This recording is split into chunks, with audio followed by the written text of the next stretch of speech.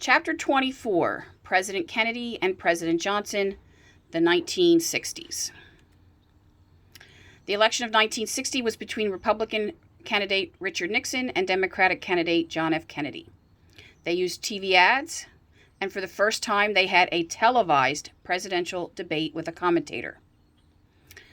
Kennedy wins the election and calls his ideas to change the country the new frontier. A lot of the ideas that Kennedy had were not passed by Congress because Congress felt they were too expensive. However, they did pass more money for defense and space exploration. They did pass a minimum wage raise. They pushed for lower taxes, expanded low-income housing, and passed an Equal Pay Act for men and women. One of Kennedy's sisters, Eunice Kennedy Shriver, also started something called the Special Olympics. It was started as a day camp for disabled Americans and turned into what we know today as the Special Olympics. At this time, the Supreme Court was headed under Warren, and in 1964, the Supreme Court called for the redistricting of legislative districts, and so each representative covers about 650,000 people. Our representative in Congress right now is Jeff Van Drew. The 14th Amendment was also highlighted. It assures due process for all people, so they're treated the same in the legal system, and the right to a lawyer and the Miranda warning were created at this time. The Supreme Court also ruled against state-mandated Bible readings. They believed in the separation of church and state, and so public schools could not have Bible readings. The Supreme Court also said that they could not prohibit the sale of birth control to women. In the past, women needed approval of their husbands.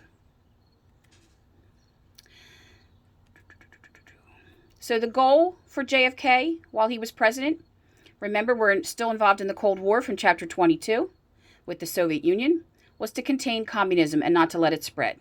Because remember, communism means no freedom. So he had a flexible response. He wanted to use conventional weapons if needed, not nuclear weapons.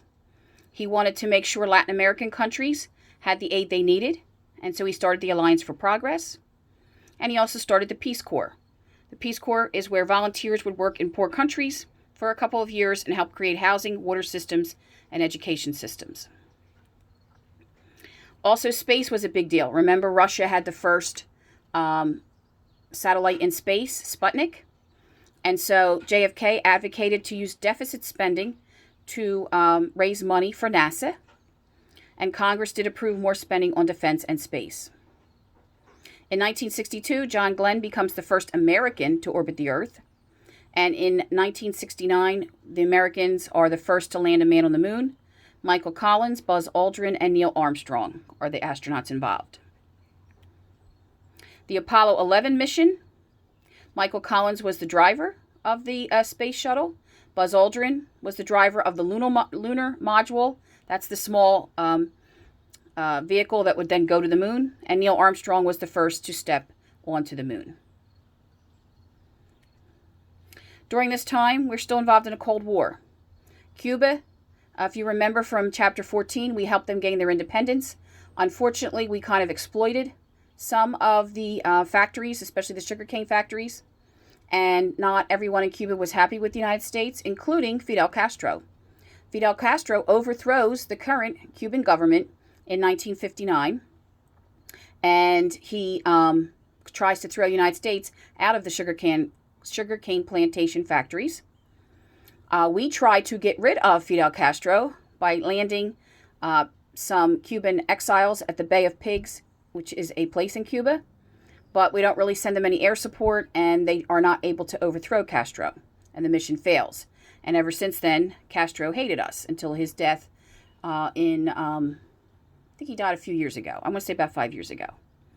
In 1961, the communists built a Berlin Wall around the western part of Berlin to keep the Eastern Berliners from escaping. Here is a picture of Cuba and Florida. And see how close they are? So, U.S. spy planes detect Soviet missile sites in Cuba. And so the Cuban Missile Crisis starts.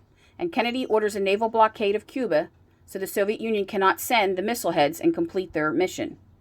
Nikita Khrushchev, who was the current leader of the Soviet Union, sends the missile heads anyway, but at the last minute decides he's going to turn the ships around because he doesn't want to start World War III. In response, Kennedy agrees to remove missiles in Turkey, which is closer to the Soviet Union, and then Soviet Union would remove the missile sites from Cuba. November 21st, they dedicated a new NASA site in Houston, Texas, and they named it after Vice President Johnson because that's where he was from. However, in a parade the next day, President Kennedy is shot and killed in Dallas, Texas. It's a big controversy over what really happened that day. Lee Harvey Oswald is arrested for the murder. Jack Ruby kills Oswald on his way to court in the hallway, and the Warren Commission under the Supreme Court ruled that 2 bullets hit the president, but that there's only one shooter. Today we're not really sure because it looked like the bullets came from different directions. And at the top is a picture of in the parade, and here it's hard to see, but Kennedy is slumped over. His wife is asking for the Secret Service to hurry up. Johnson becomes the next president because when the president dies, the vice president becomes president. And he was very tall. He had served in Congress. He knew how it worked, trying to get laws passed. He called his ideas to help the country the Great Society. In 1964, he was able to pass the Economic Opportunity Act to help young people in the inner cities through the Youth Corps and study programs. He also started VISTA to send college students into the inner cities and help with tutoring and things for younger kids. Johnson wins the presidential election of 1964 and is able to get a bunch of things passed, including a Civil Rights Act, Medicare for seniors, and Medicaid for disabled and people on welfare. The Economic Opportunity Act was also passed to help people with job training and help them get good paying jobs. And the Elementary and Secondary Act is passed. They start with Head Start, which is a preschool program for people for young kids in the inner cities, and Upward Bound to help teens with money for college and skills to do well in college. And then in 1965, a Civil Rights Act is passed.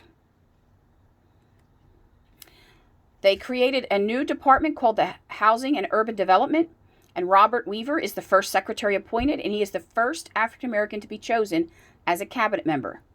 Remember, cabinet members are advisors to the president on different issues, and in this case, it would be on housing and urban development. Subsidies were created through this department to provide help to the lower class with housing and transportation, and money was given to police departments.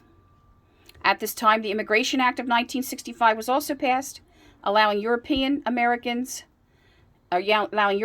Asians, and Africans to come to the United States to become Americans.